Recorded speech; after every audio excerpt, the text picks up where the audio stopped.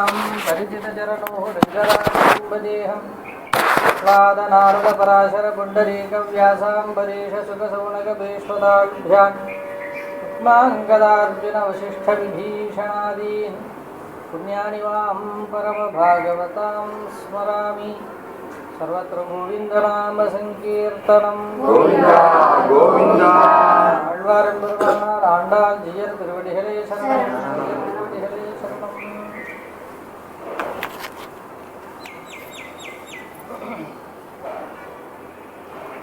நாச்சியாருடைய ஸ்ரீவிருத்தத்தில் ஒவ்வொரு தோழியாக எழுப்பிகிட்டே வரா. 10 தோழிகளை எழுப்புறதாக கிரமம். இன்னைக்கு அவனுடைய 9வது தோழியை எழுப்புறான். நாளையோட இந்த எழுப்புற பாசுரம் பூர்த்தியாகும். 10 பேரும் 10 லட்சம் கோபிக்கு சமம்னு சொல்கிறான். 5 லட்சம் தான் அங்கே இருக்குது. ஒவ்வொரு கோபியும் ஒரு லட்சத்துக்கு சமமாக சொல்கிறான். இவள் எப்பேற்பட்டவள் அப்படின்னாக்கா, நேற்று தினம் இவன் என்ன சொல்லிட்டு இருந்தா, நான் உங்களுக்கு முன்னாடி எந்திருந்துருவேன், உங்களெல்லாம் நான் வந்து எழுப்புவேன், எந்திருந்து நான் தான் அழைச்சின்னு போகிறேன் எல்லாரையும், நீங்கள்லாம் வாய் பேசி தான் பேசுவேடைய செயலில் காமிக்க மாட்டேன், அதனால் நான் தான் இந்த கோஷ்டியிலேயே அக்ரேசனாக முதல்ல இருந்து பண்ண போகிறேன்னு சொல்லிவிட்டு போனவள் இவள். அவளை போய் எழுப்புறா. தூங்கின்னு இருக்கா அவள். உங்கள் புழக்கடை தோட்டத்து வாவியுள் செங்கழனே எதுவாயினு எழுந்து ஆம்பல் வாய் கும்பினகான் செங்கல் பொடி கூரை வெண்பல் தவத்தவர் தங்கள் திருக்கோயில் செங்கிடுவான் போகின்றார் எங்களை முன்னம் எழுப்புவான் வாய்பேசும் நங்காய் எழுந்திராய் நானாதாய் நாவுடையாய் செங்கொடு சக்கரம் ஏந்தும் தடக்கையன் பங்கைய கண்ணானை பாடு ஏலூர் எம்பாவாய். இவள் எழுப்பினா உடனே அவள் கேட்குறா, இன்னும் விடியலை, விடியறதுக்கு அடையாளம் சொல்லுன்னு இவள் கேட்குறான். அவள் சொன்னா, நீ 6 அறிவு உள்ள ஒரு ஜீவாத்மா, உனக்கு கால நிர்ணயம் தெரியும், எதை எப்போ பண்ணணும்னு தெரியும், தர்மசாஸ்திரம் தெரியும், தெளிவா சொல்லி கொடுத்துருக்கா. நீ இப்படி தூங்குறையே, ஆனால் அறிவே இல்லாத ஒரு வஸ்து எந்திருந்து பார் அப்படின்னா. ஏன்னா உங்கள் புழக்கடை தோட்டத்து வாவியுள் செங்கல் நீர் வாய் நிகழ்ந்து, இந்த செங்கல் நீர்னு ஒரு புஷ்பம் இருக்குது. அது என்ன பண்ணும், சூரியன் உதிச்சாக்க மலரும் தாமரை மாதிரி. செங்கல் நீர் வாய் நிகழ்ந்து அது மலர்ந்தாச்சு அந்த பூ. ஆம்பல் வாய் கும்பினகான்னு ஆம்பல்னு ஒரு புஷ்பம் இருக்குது. அந்த ஆம்பல் என்ன பண்ணும், சூரியனை பார்த்தா மூடிடும், சந்திரனை பார்த்தா மலரும். அதனால் இந்த செங்கல் நீர் என்னாச்சு, சூரியன் உதிக்க ஆரம்பிச்சிட்டார் இல்லையா, ஏன்னா விடிஞ்சாச்சு, வெளிச்சம் வந்துருச்சு. இப்போ நாச்சியார் சொல்கிற வைபவம், இந்த புஷ்பம் புஷ்பிக்கணும் அப்படின்னாக்க இருட்டாக இருந்தால் மலராது. இந்த மாதிரி சமயம் இந்த 6 மணி வந்தாச்சு. இப்போ 4 மணிலேருந்து எழுப்பிட்டு வரா. 2 மணி நேரமாக இந்த வைபவம் நடந்துன்றது. முதல்ல புல்லும் சிலம்பினகான் தொடங்கினான். இன்னைக்கு விடிஞ்சாச்சு. வெள்ளன்னு வெளுத்தது அப்போ முன்ன பாசுரத்தில் கீழ்வானம் வெள்ளன்று எருமை சிறுவீடு நெய்வான்னு சொன்னான். அதனால் கீழ்வானம் வெளுத்ததுக்கப்புறம் என்ன ஆகும், வெளிச்சம் பூர்த்தியாக வந்துடும் இல்லையா. அதனால் இந்த புஷ்பம் மலர்ந்தாச்சு. அந்த உபமானத்தை சொல்கிறா. இந்த புஷ்பம் மலர்ந்ததே தெரியாதோ அப்படின்னா, ஊரில் இருக்கிற புஷ்பத்தெல்லாம் போய் பார்க்குறதா என் வேலைன்னு அவ கேட்டாள். எங்கெங்கெல்லாம் புஷ்பம் பூக்குறான்னா ஒவ்வொரு புஷ்பமாக நான் தூக்கத்தை விட்டுட்டா போய் பார்க்குறது அப்படின்னா, ஊருக்குள்ளே ஏன் போய் சொல்கிறேன்னா, தோட்டத்தில் புஷ்பம் இருக்க, காட்டுக்கு போக வேண்டாம், தோட்டத்தில் இருக்கே அப்படின்னா, தோட்டம்னாலும் நான் போய் பார்க்க முடியும் அப்படின்னா, அதுனா வேறு யார் தோட்டம் இல்லைப்பா, உங்கள் தோட்டம் அப்படின்னா.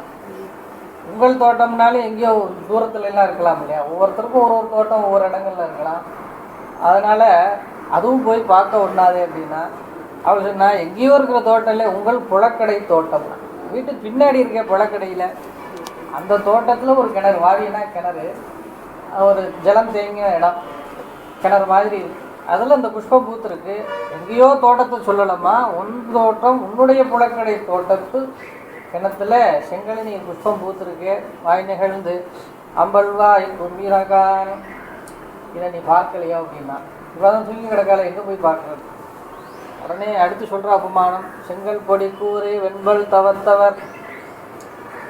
அங்கே இருக்கிற சன்னியாசிகள்லாம் இருக்கா இல்லையா, அவளை பற்றி சொல்கிறேன். செங்கல் பொடி கூரைனாக்கா, கூரைனாக்கா வஸ்திரம், வேஷ்டி.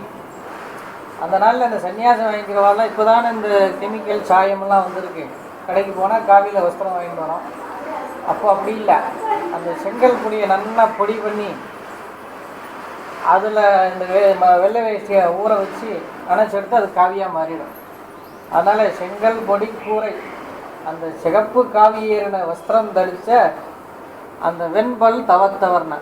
எப்போ காவிய வஸ்திரம் எப்போ அணிகிறாலோ அப்போ இல்லறமான வெள்ளை வஸ்திரம் போயிடும் இல்லையா. இல்லறத்தில் இருக்கிறவா வெள்ளை தான் கட்டிக்கணும், காவி கட்டிக்க முடியாது. கட்டிண்டாக்க அது மகா பாபம்னு சொல்கிறதுக்கு சாஸ்திரம். ஏன்னா காவிக்கு ஒரு மகத்துவம் உண்டு. எல்லாத்தையும் எல்லா போலீஸ் ட்ரெஸ் எல்லோரும் போட முடியுமா? போட முடியுமா? உள்ளே தள்ளிடுவான் இல்லையா. ஒரு ஜட்ஜோட கோட்டை நம்ம போட்டுன்னு நான் போக முடியுமா? ஒரு ஜட்ஜை போட்டு வாசல் என்ன ஆகும் இல்லையா, அரெஸ்ட் பண்ணிடுவா இல்லையா. அதுக்கு அல்பமான ஒரு விஷயத்துக்கு இவ்வளோ மதிப்புன்னா காவி எப்பேற்பட்ட விரக்தி ஞானம் இருக்கிறவா தான் காவி கட்டிக்கணும். எதுக்கு காவி அப்படின்னா ஹிருதயத்தில் விரக்தி வேணும், எல்லாத்தையும் திறந்தோங்கிற எண்ணம் திறந்து முற்றும் திறந்தவா தான் காவி கட்டிக்கணும். இல்லைன்னா வெள்ளை தான் கட்டிக்கணும். பூஜா புனஸ்காரங்களுக்கு மஞ்சள் கட்டிக்கலாம், தீட்சா வஸ்திரம்னு பேர். பூஜைகளோ விசேட விரதங்களோ அப்படி இருந்தோம்னா மஞ்சளில் வஸ்திரம் கட்டிக்கலாம். மித்த சமயத்தில் இல்லறத்தில் இருக்கிறவா பிரம்மச்சாரிகள் எல்லாம் வெள்ளை தான் கட்டிக்கணும். அதனால் சொல்கிறா அந்த வெண்பால் தவத்தவர்னா என்னைக்கு இந்த காவி புகுந்துருத்தோ அப்போ இந்த வெள்ளை போயிடும் இல்லையா. சன்னியாச ஆசிரமம் வந்தாச்சுன்னா கிரகஸ்த தர்மமோ பிரம்மச்சரிய தர்மமோ இந்த வெள்ளையான வஸ்திரம் போயிடும். அதான் இந்த செங்கல் பொடி கூரை காவிய வஸ்திரத்தினால வெண்பால் வெள்ளையை துறந்தவா அவெல்லாம் என்ன பண்ணினா தங்கள் திருக்கோயில் செங்கிடுவான் போகினான். அவாவா பூஜைக்கு போவா இல்லையா, தங்கள் திருக்கோயில் அவாவா ஒரு தெய்வத்தை உபாசிப்பா. அந்த தெய்வத்தை எழுப்புறதுக்கு சங்கு ஊதுவா இல்லையா. அந்த சங்கு ஊதுறா அதுக்காக போயின்னு இருக்காள். சங்க ஊதிகிட்டே போகிறாள். சங்கிடுவான் போகினார் அப்படின்னா அவள்லாம் போயின்னு இருக்காளே அந்த சப்தம் உனக்கு கேட்கலையோ அப்படின்னா உடனே வாயே திறக்கலையோ இறுக்கி முடின்னு இருக்கா. உடனே கோபம் வந்துருத்து நாச்சியருக்கு. நேற்று நீ என்ன சொன்ன, நீ எங்களை முன்னம் எழுப்புவான் வாய் பேசும் நங்காய் வெட்டி பேச்சு. நான் உங்களுக்கு முன்னே வந்துடுவேன், நீங்கள் தான் தூங்கின்னு இருக்க போய் உங்களை நான் சீக்கிரமாக வந்து எழுப்பி உங்களை நான் அவமானப்படுத்த போகிறேன்னு சொன்னையே. இன்றைக்கி வாய் தான் உனக்கு இது வரைக்கும் கிழிஞ்சிருக்கு, செயலில் இல்லை அப்படின்ட்டா. வாய் பேசும் நங்காய்னா எங்களை முன்னம் எழுப்புவான்னு சொன்னையே, முன்னாடி நான் வந்து எழுப்புறேன்னு சொல்லிட்டு இப்போ நீ தூங்கின்னு இருக்கியே, உனக்கு வந்து வெக்கமா இல்லையா? நான் நங்காய் எழுந்திராய் ஏ பெண்ணே நீ எந்திரு அப்படின்னா. நங்காய் அப்படின்னா நம்பி அப்படின்னாக்கா உயர்ந்தவன் அர்த்தம். அதனால தான் பெருமாளை நம்பிங்கிறோம். நம்பின்னா உயர்ந்தவன், குணத்தில் உயர்ந்தவன், அழகில் உயர்ந்தவன், எல்லாத்துலேயும் உயர்ந்தவன் நம்பி. அதே மாதிரி குணத்தில் சிறந்தவள், அழகில் சிறந்தவள், இப்படி எல்லாத்துலேயும் உயர்ந்தவளுக்கு நங்கைன்னு பேர். அதனால் சொல்கிறா கண்ணனுடைய சம்பந்தம் இருக்கிறதுனால இவளையும் நங்காய் அப்படின்னா. நீ பெருமை படைத்தவள், நீ தூங்கலாகுமோ? பெருமை படைத்தவாள் தான் வந்து வெக்கம் மானத்துக்கெல்லாம் பயப்படுவாள். சாமானிய ஜனங்கள் பயப்படாது இல்லையா. அதனால் அறிவுறுத்துறா. சாதாரணமாக சொல்ல, நீ உயர்ந்தவள் உனக்கு வெக்கம் இல்லையான்னு கேட்டான். நங்காய் நானாதாய் உனக்கு வெக்கம் இல்லையா, நாணம் இல்லையா அப்படின்னு கேட்டார். உடனே நான் உடையாய் உனக்கு தானே நாவன்மை இருக்குது, பேச்சு திறமை அதிகம் படைத்தவளாக இல்லை. இப்போ பேசினான்னா கண்ணனே அப்படியே வாயை பார்த்துட்டே பண்ணுவான். அவனே வளவளன்னு பேசுவான். இப்போ பார்த்தாலும் பேசி தள்ளிடுவானா. யசோதை அம்மாட்ட கம்ப்ளைண்ட்ஸ்லாம் வரைச்சே, என்ன வேலையே பார்க்க விட மாட்டேங்கிறேன், ஏதோ பேசிட்டு இருக்கேன், மாமியை என்ன பண்ணுறேன் அப்படின்னு முதல்ல உள்ளே வருவான். வந்த உடனே வாடாக்கா வந்த உடனே இவாளுக்கு ரொம்ப சந்தோஷமாக இருக்கும். வந்துடுவான், என்ன பண்ணுறேன் மாமி அப்படின்பா. நான் இப்போ தாண்டா பாலை கறந்துன்னு இருக்கேன் அப்படின்னா. பால் எப்படி கறப்பேல் மாமி? எல்லாம் தெரியும் அவனுக்கு. இன்னும் தெரியாதவங்க எப்படி கறப்பேல்?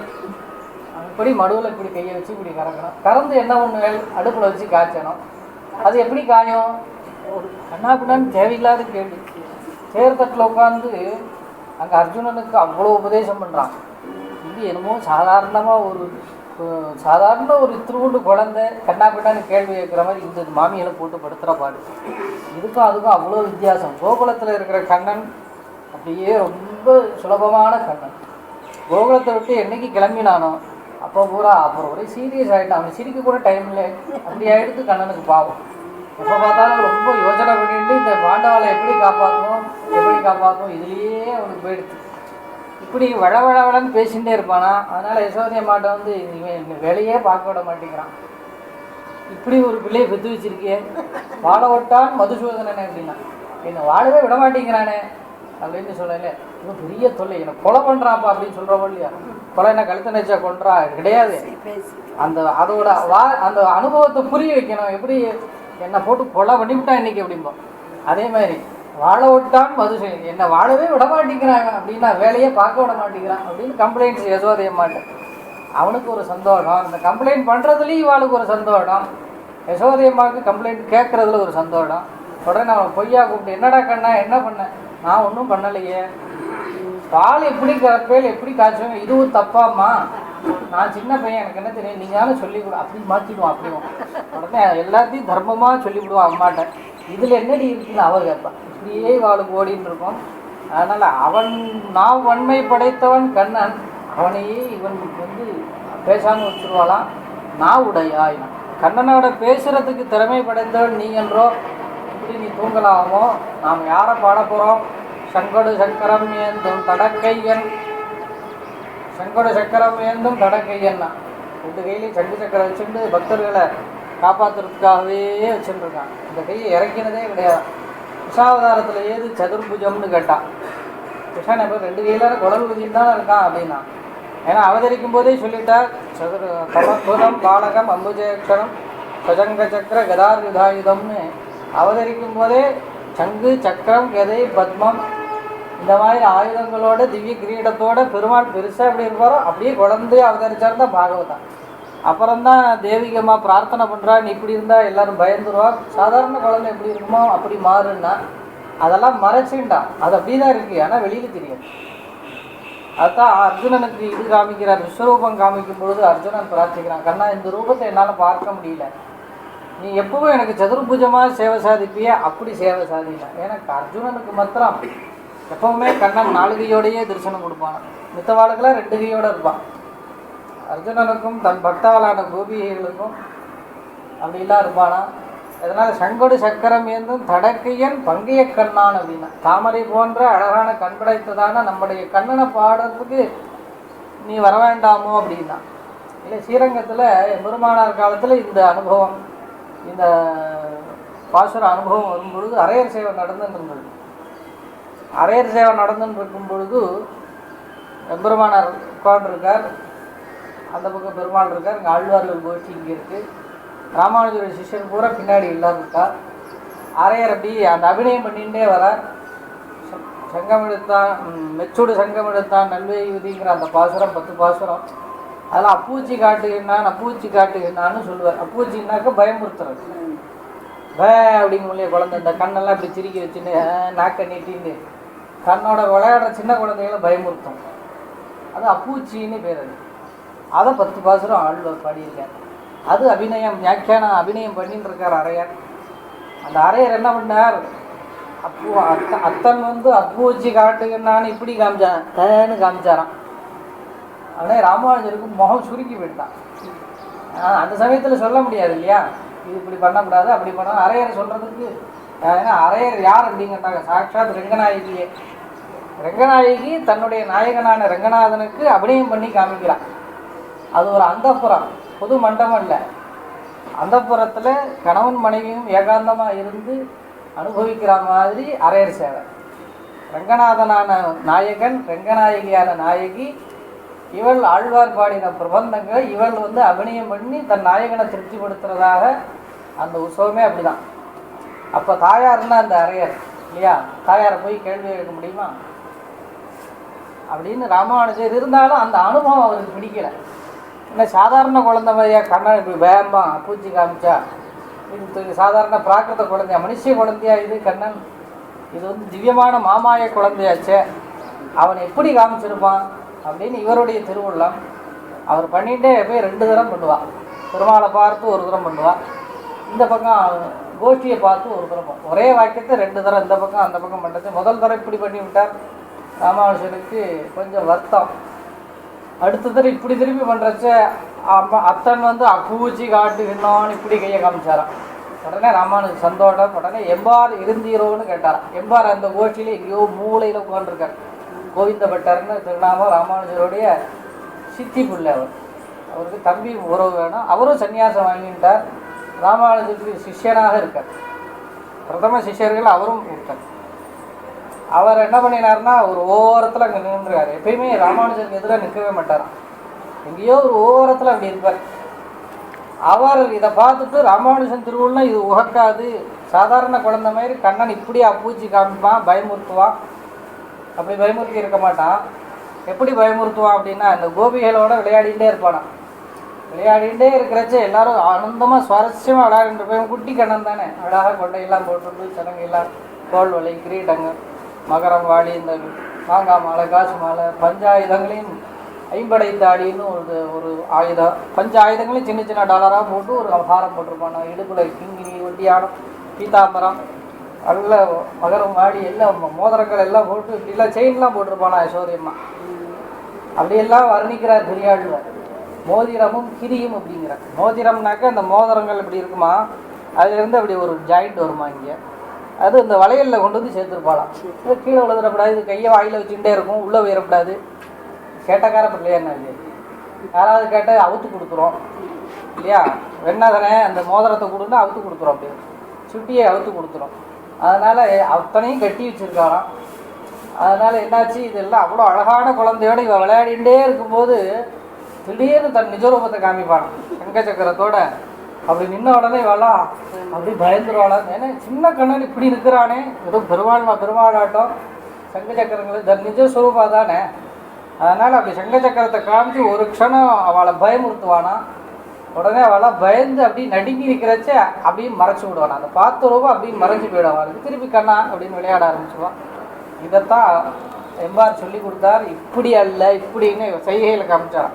இந்த கோபிகைகளை எப்படி இவன் பயமுறுத்துவான், கண்ணன் ரூபத்தை மாற்றி நாராயணனா நிஜரூபமாக திடீர்னு காட்சி கொடுப்பான். அதனால் இவாளெல்லாம் பயப்படுவா. அதுதான் அப்பூச்சி. சாதாரண குழந்தை காட்டுற அப்பூச்சி இல்லை, இது எம்பெருமான் காமிச்ச அப்பூச்சி அப்படின்னு அங்கே சொல்லி கொடுத்தார். அதை அரையர் அப்படி பிடிச்சிட்டாரா. ரெண்டாவது தரம் அப்பூச்சி காட்டுகின்றான்னு அதான் சங்கடு சக்கரம் வேணும்.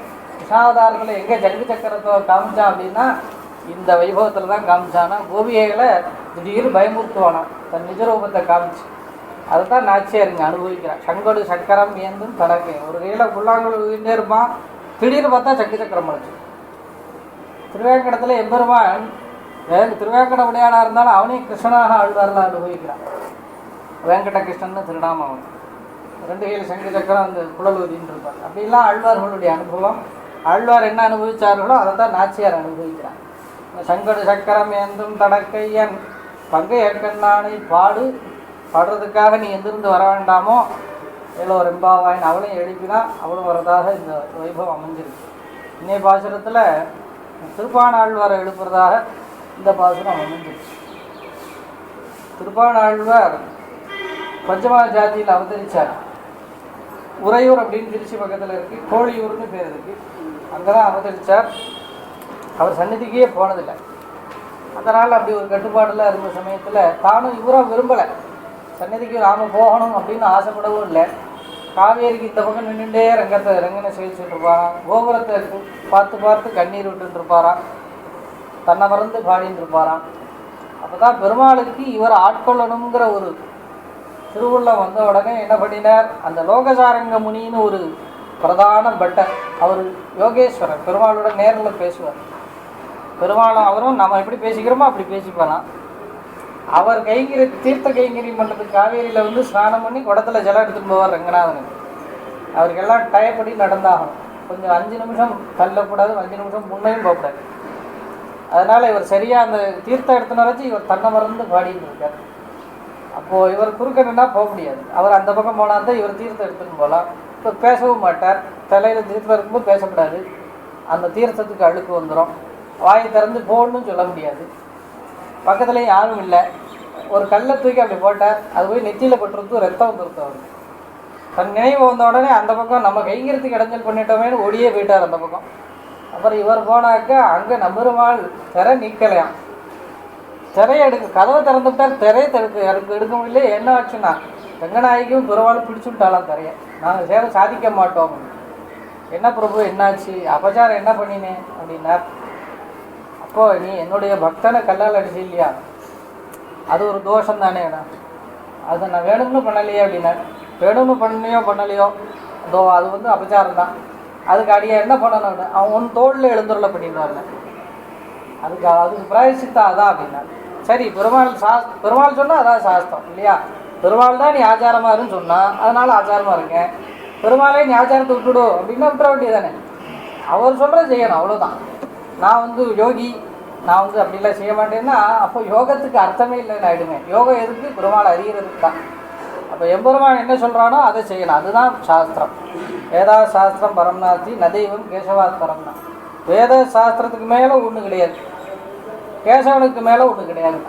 வேத சாஸ்திரத்துக்கு மேலே என்ன கேசவன் சொன்னால் தான் தர்மம்.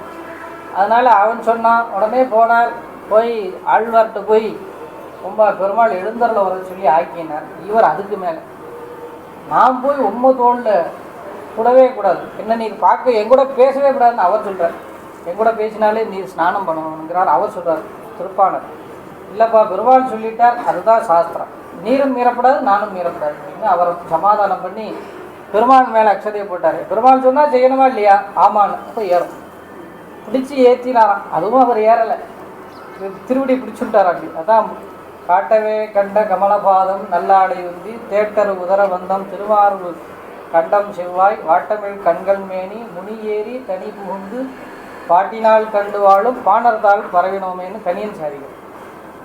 அந்த பாட்டினால் கண்டு வாழும் தான். அங்கே ஏறி உட்கார்ந்தார், தோளில் உட்கார்ந்த உடனே தன்னை மறந்துட்டார். ஏன்னா ரெங்கனை சேவிக்க போகிறோங்கிற ஒரு ஆனந்தம்.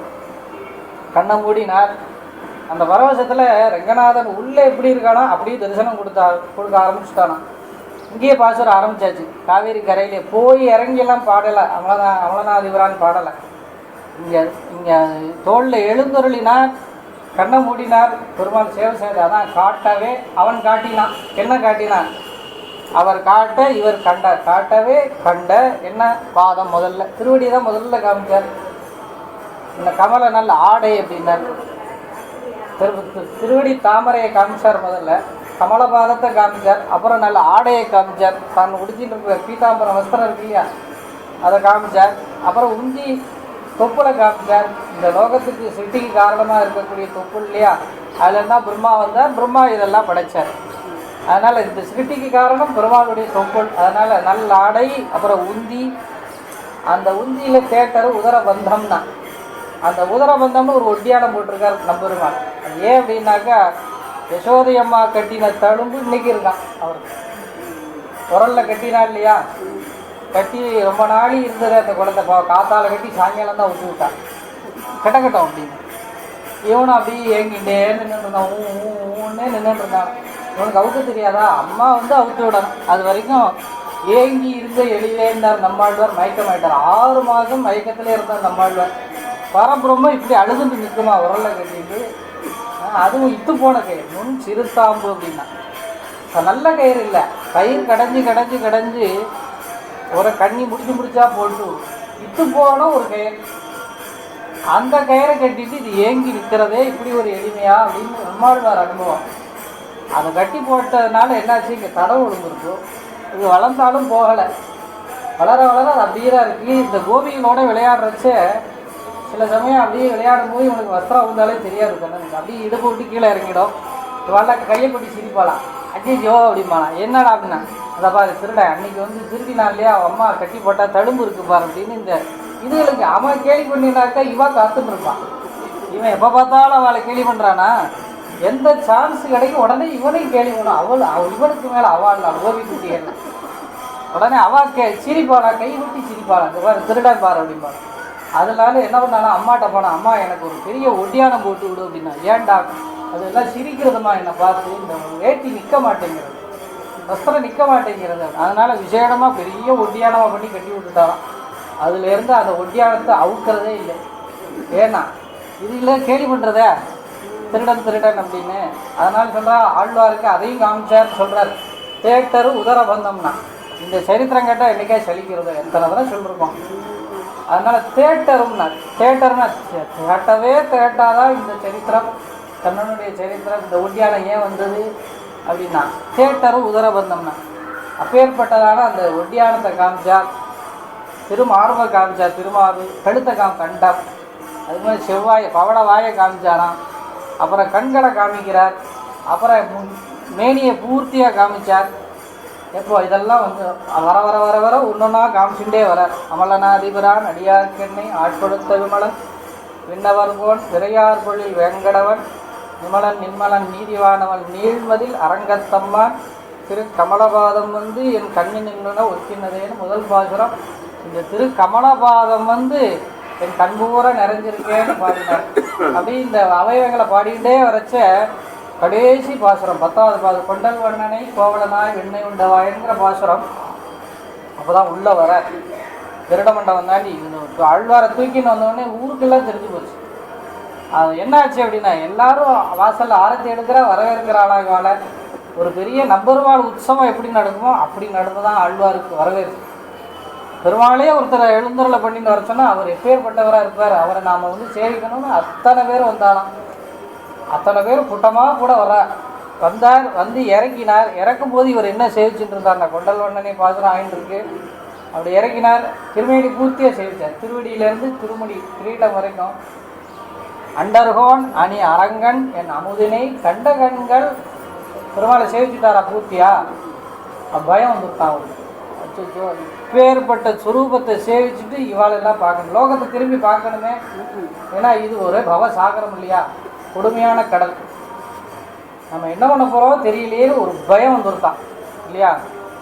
ஒரு லீவுக்கெல்லாம் குழந்தைங்கள ஊருக்கு போயிட்டு ஸ்கூலுக்கு திரும்பும்போது அதில் ஒரு உயர்ந்து இருக்கும். ஐயோ நாளைக்கு ஸ்கூலுக்கு போகணுமே, அந்த நிலவை நம்மளாம் அனுபவிச்சிருக்கோங்க. அதுக்கு அடியாக அனுபவிச்சிருக்கேன். அதுக்காக சொல்லுவோம் லீவை முடிஞ்சு பாடசாலைக்கு போனால் ஒரு 2 நாளைக்கு அப்படியே இருக்கும். அது அந்த விவகாரம் தெரிகிற வரைக்கும்.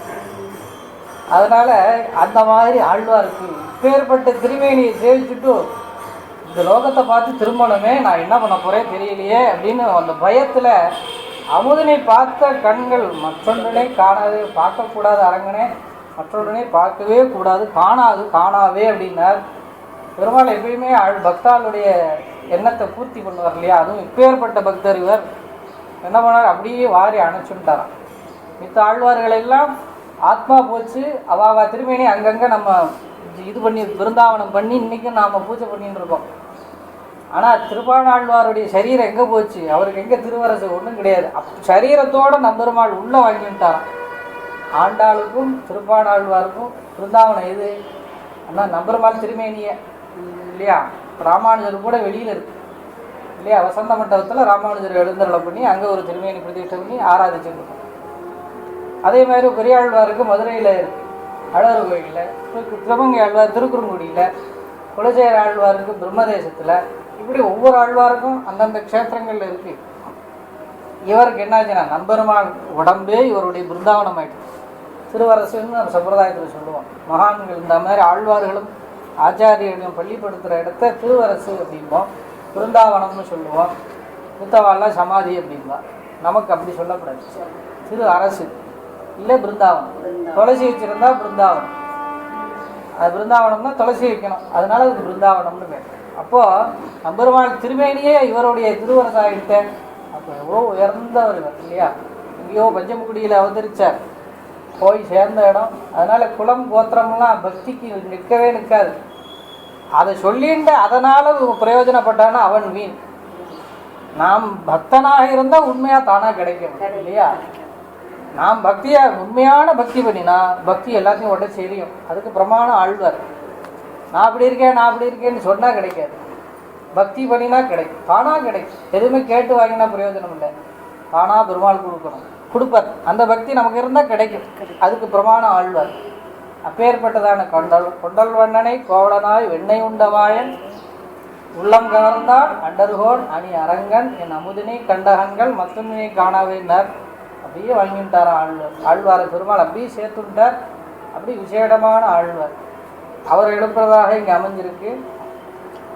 நங்காய் அப்படின்னா, நங்காய்னா உயர்ந்தவர் இல்லையா. இவர் சொல்கிறார் இவர் உயர்ந்தவர், அதனால் நங்காயின்னு கூப்பிட்டாங்க. நானாதாய் நாணம் படைத்தவர். இப்போ பார்த்தாலும் கூனி குறுகியே இருக்கார் இல்லையா. கூனி குறுகியே இருக்கார். தான் வந்து போகக்கூடாது, கைங்கிறதுக்கு இடைஞ்சல் பண்ணக்கூடாது. பெருமாள் சந்நிதிக்குள்ளே போனால் சந்நிதி அழுக்காயிடும். இவர் தன்னை நினச்சிக்கிறார். அப்படி கட்டுப்பாடுறதுனால இவரே இன்னும் கட்டுப்பாடு போட்டுக்கிறார். காவேரி கரையை விட்டு ஸ்ரீரங்கத்துக்குள்ளே வரமாட்டாராம். அப்படி இருப்பாராம். அப்படி தன்னை தாழ்த்தி அப்படி நாணத்தோடு இருந்தார். ஆனால் என்னாச்சுன்னா நாவுடையாயினா அந்த 10 பாசுரம் மித்த ஆழ்வார்கள்லாம் எவ்வளோ பாசுரம் பாடியிருக்கார் இல்லையா? இவர் 10 பாசுரம்.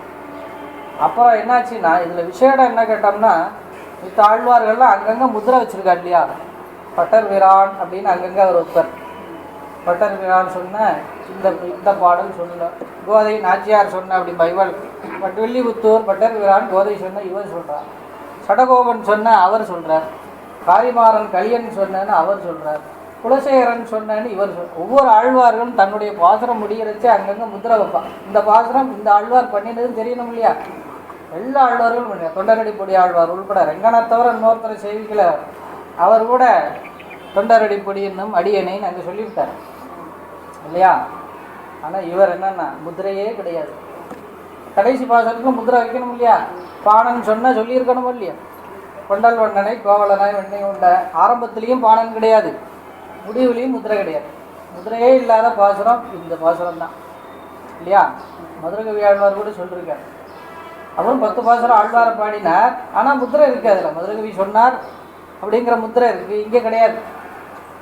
எண்ணெய் உண்டவாயன் உள்ளங்கவர்ந்தான் அண்டர்கோன் அணியரங்கன் என் அமுதனை கண்டகங்கள் மற்றொன்னை காணாவே முடிச்சு விட்டார். அதோட பாசுரம் பிடிச்சி போச்சு. ஏன் அப்படின்னா இவருக்கு விளம்பரம் தேவையில்லை இல்லையா? நல்ல சரக்குக்கு விளம்பரம் வேணுமா இல்லையா? அதனால் அவருக்காகவே இல்லையே, எம்பெருமானுக்காகவே தான் இருந்தார். எம்பெருமான் தன்னை அப்படியே ஆட்கொண்டார். அப்பேற்பட்டதான விசேஷமான ஆழ்வார் திருப்பான ஆழ்வார். அவரை எழுப்புறதாக இந்த பாசுரம் அமைஞ்சிருக்கு. இவரே எழுப்பிண்டால் நாளைக்கு கடைசி தோழி எல்லை இளங்கிலேயே திருமங்கை ஆழ்வார் வைபவம் நாளை அனுப்பிப்போம். ஸ்ரீமதி விஷ்ணு சித்தார்த்திய மனோநந்தன ஹேதவே நந்தனந்தன சுந்தரவே கோதாயே நித்தியமங்கலம். ஸ்ரீமதே ரம்யஜா மாத்ருமுனீந்திராய மகாத்மனே ஸ்ரீரங்கவாசினே பூயாது நித்யஸ்ரீ நித்தியமங்கலம். சர்வத்திர கோவிந்தநாம சங்கீர்த்தனம்.